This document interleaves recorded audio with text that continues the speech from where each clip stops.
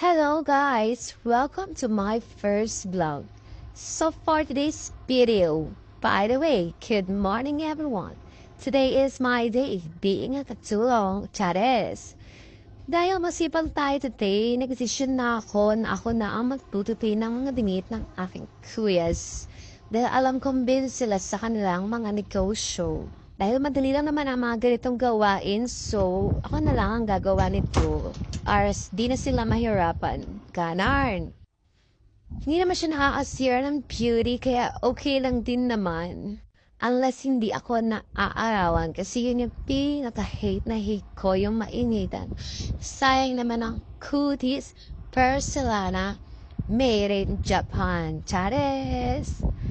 Nakatapos na akes magtupi, so ilalagay na natin dyan para pagdating na kuya, ay dibigay ko na lang ang basket na may lamang 10 million. Ganon!